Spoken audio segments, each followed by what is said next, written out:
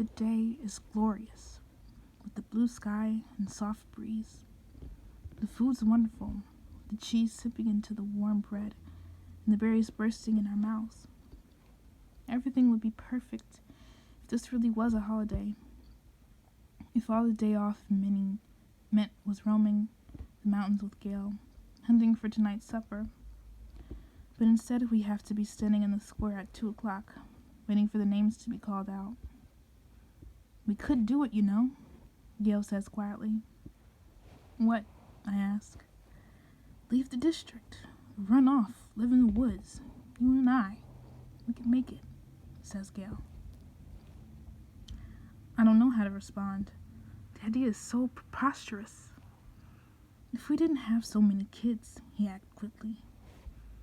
They're not our kids, of course, but they might as well be.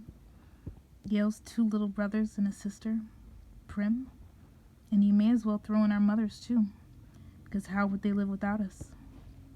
Who would fill those mouths that are always asking for more? With both of us hunting daily, there are still nights when game has to be swapped for lard, or shoelaces or wool. Still nights when we go to bed with our stomachs growling. I never want to have kids, I say. I might, if I didn't live here, says Gail. But you do, I say, irritated. Forget it, he snaps back. The conversation feels all wrong. Leave?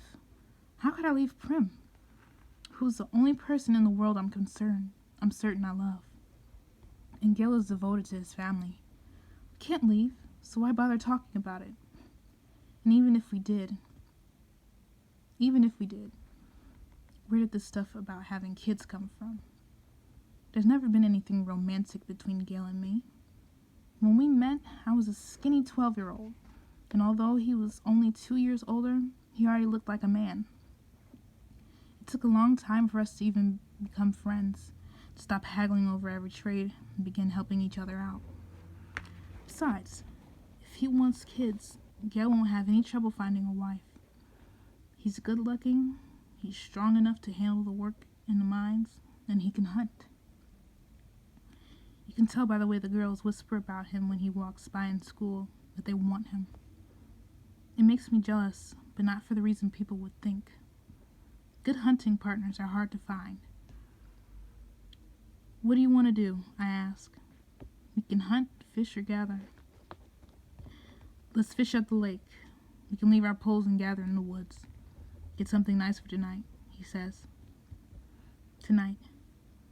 After the reaping, everyone is supposed to celebrate. And a lot of people do, out of relief that their children have been spared for another year. But at least 2 families will pull their shutters, lock their doors, and try to figure out how they will survive the painful weeks to come. We make out well. The predators ignore us on a day when easier, tastier prey pounds. By late morning, we have a dozen fish, a bag of greens, and best of all, a gallon of strawberries.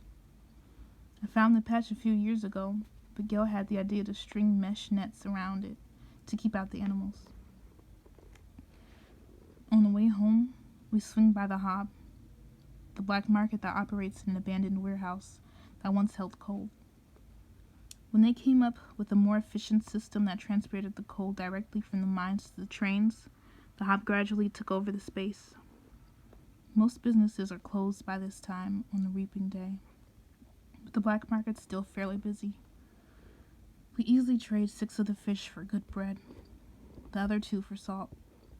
Greasy say, the bony old woman who sells bowls of hot soup from the large kettle, takes half the greens off our hands in exchange for a couple of chunks of paraffin. We might do a tad better elsewhere, but we make an effort to keep on good terms with Greasy say. She's the only one who can consistently be counted on to buy wild dogs. We don't hunt them on purpose, but if you're attacked and you take out a dog or 2, well, meat is meat. And once it's in the soup, I'll call it beef, Greasy says with a wink. No one in the scene would turn up their nose at a good leg of wild dog, but the peacekeepers come to the hob can afford to be a little choosier. When we finish our business at the market, we go to the back door of the mayor's house to sell half the strawberries, knowing he has a particular fondness for them and can afford our price. The mayor's daughter, Madge, opens the door. She's in my year at school. Being the mayor's daughter, you'd expect her to be a snob, but she's all right. She just keeps to herself, like me. Since neither of us really has a group of friends, we seem to end up together a lot at school. Eating lunch, sitting next to each other at assemblies, partnering for sports activities. We rarely talk, which suits us both just fine. Today her drab school outfit has been replaced by an expensive white dress, and her blonde hair is done up with a pink ribbon. Reaping clothes. Pretty dress, says Gail. Matt shoots him a look, trying to see if it's a genuine compliment or if he's just being ironic. It is a pretty dress, but she would never be wearing it ordinarily. She presses her lips together and then smiles. Well, if I end up going to the Capitol, I want to look nice, don't I?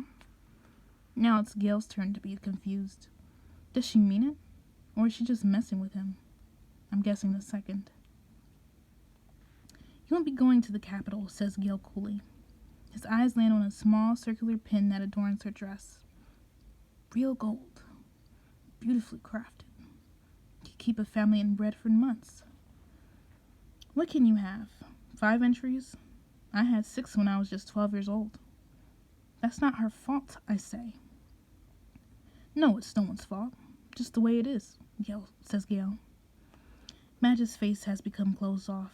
She puts the money for the berries in my hand. Good luck, Katniss. You too, I say. The door closes. We walk toward the seam in silence.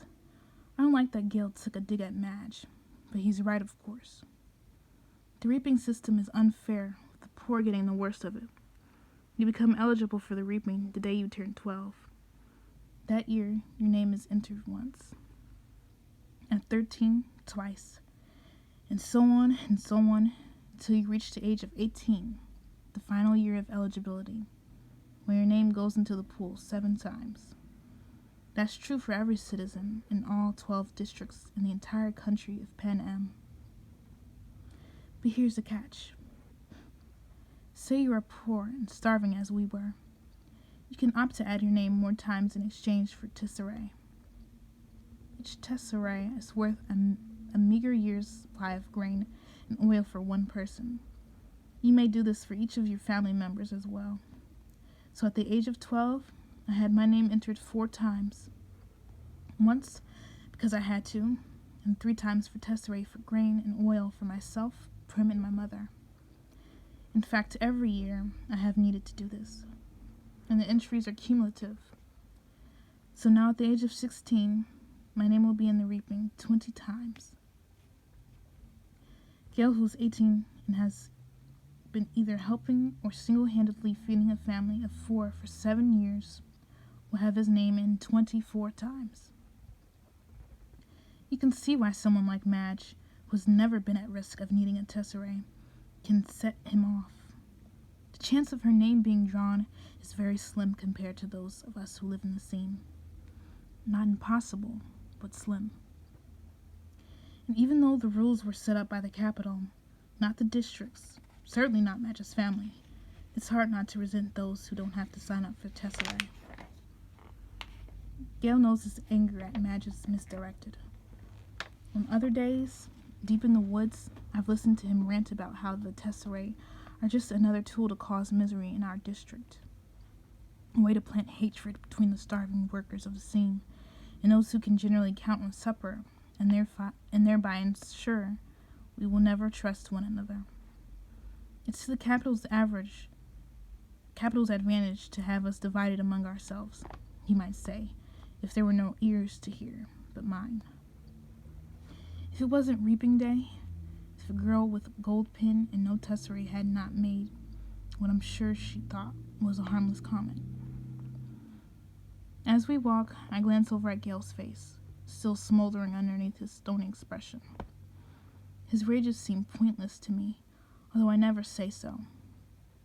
It's not that I don't agree with him. I do. But what good is yelling about the Capitol in the middle of the woods? It doesn't change anything. It doesn't make things fair. It doesn't fill our stomachs. In fact, it scares off the nearby game. I let him yell, though. Better he does it in the woods than in the district. Gil and I divided our spoils, leaving 2 fish, a couple of loaves of good bread, greens, a quart of strawberries, salt, paraffin, and a bit of money for each. See you in the square, I say. We're something pretty, he says flatly. At home, I find my mother and sister are ready to go. My mother wears a fine dress from her apothecary days. Prim is in my first reaping outfit, a skirt and ruffled blouse. It's a bit big on her, but my mother has made it stay with pins. Even so, she's having trouble keeping the blouse tucked in at the back.